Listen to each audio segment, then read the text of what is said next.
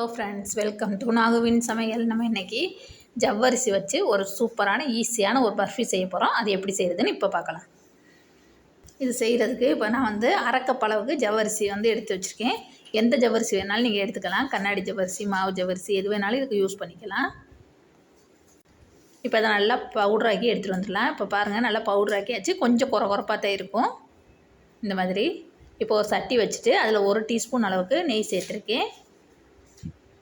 அந்த நெய் சூடானதும் நம்ம அரைச்சி வச்சுருக்க அந்த ஜவ்வரிசி அதில் சேர்த்துடலாம். சேர்த்துட்டு நல்லா வறுத்துக்கணும்.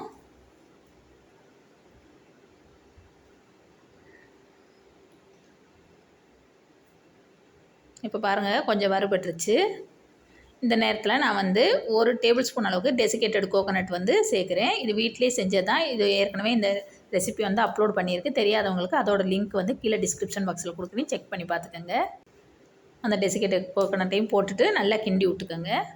இப்போ கொஞ்சமாக நட்ஸ் சேர்க்குறேன். பாதாம், பிஸ்தா எல்லாமே சின்ன சின்னதாக கட் பண்ணிவிட்டு பொடிச்சிட்டு நான் சேர்க்குறேன்.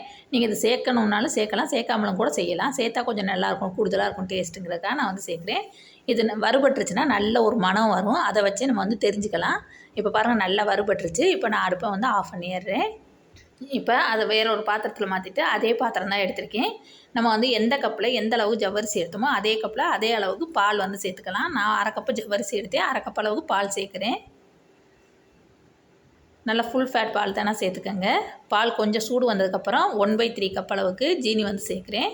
நீங்கள் உங்கள்கிட்ட 1/3 கப் இல்லைனாக்க நீங்கள் எந்த கப்பில் இது ஜவ்வரிசியும் பாலும் அளந்தீங்களோ அதில் 3/4 கப் அளவுக்கு ஜீனி அளந்துக்கிட்டிங்கன்னா சரியாக வரும். இப்போ நான் 1 டேபிள் ஸ்பூன் அளவுக்கு மலாய் சேர்க்குறேன். இது மலாய்னா என்னன்னு நிறையா பேர் கேட்குறாங்க. இது வேறு ஒன்றுமே கிடையாது, பால் ஆடை தான். இது நம்ம பால் காய்ச்சையில் வரும்ல, அந்த ஆடையை எடுத்து வச்சு அதை தான் யூஸ் பண்ணுறேன் நான். அது 1 டேபிள் ஸ்பூன் சேர்த்தோம்னாக்க நம்மளுக்கு இன்னும் கொஞ்சம் ரிச் ஃப்ளேவர் கிடைக்கும். அதுக்காக தான் இது சேர்க்குறேன்.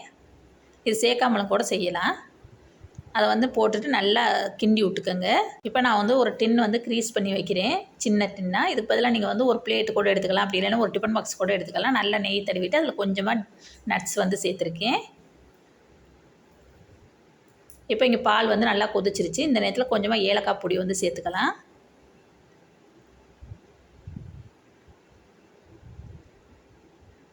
இப்போ நம்ம வறுத்து அரைச்சி வச்சுருக்கோம்ல அந்த இது ஜவ்வரிசி பவுடரை கொஞ்சம் கொஞ்சமாக அதில் சேர்த்துட்டு கிண்டிக்கணும். கட்டிப்படாமல் கிண்டுங்க. கொஞ்சம் கொஞ்சமாக சேர்த்து கிண்டுனா தான் கட்டிப்படாது. ஒரேடியாக கொட்டிட்டிங்கன்னா கட்டியாயிரும். அதை முக்கியமாக பார்த்துக்கணும்.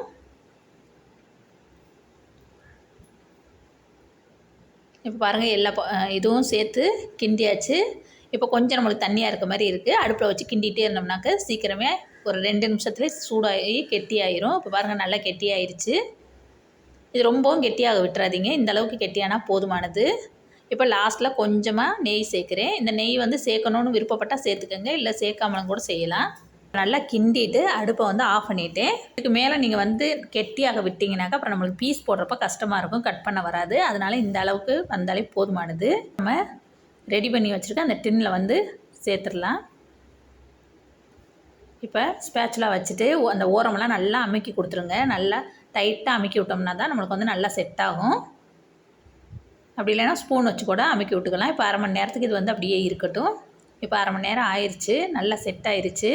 ஓரத்தில் இருக்கிறதெல்லாம் ஒரு கத்தி வச்சுட்டு அப்படி எடுத்து விட்டுக்கோங்க. அப்போ தான் நம்மளுக்கு சீக்கிரமாக வெளியில் எடுக்கிறதுக்கு ஈஸியாக வரும். இப்போ ஒரு பிளேட் போட்டுட்டு அப்படியே கவுத்து விட்டுடலாம். இப்போ பாருங்கள், சூப்பரான ஈஸியான பர்ஃபி நம்மளுக்கு ரெடி ஆயிடுச்சு. இதை இப்போ கட் பண்ணி காமிக்கிறேன் பாருங்கள், எவ்வளோ சூப்பராக இருந்துச்சுன்ட்டு. ரொம்ப ரொம்ப சூப்பர் ஈஸியான டேஸ்டியான பர்ஃபி. இது கண்டிப்பாக எல்லோரும் ஒரு தடவை ட்ரை பண்ணி பாருங்கள். இது உங்களுக்கு ரொம்ப ரொம்ப பிடிக்கும். எவ்வளோ சூப்பராக இருக்குது பாருங்கள். இந்த வீடியோ உங்கள் எல்லாருக்கும் பிடிச்சிருக்குன்னு நினைக்கிறேன். பிடிச்சிச்சின்னா லைக் பண்ணுங்கள், ஷேர் பண்ணுங்கள். இதுவரையில் எங்கள் சேனலை சப்ஸ்கிரைப் பண்ணாதவங்களாக இருந்தால் ப்ளீஸ் சப்ஸ்கிரைப் பண்ணுங்கள். கூடவே இருக்கிற பெல் ஐக்கானை கிளிக் பண்ணுங்கள். தேங்க்யூ.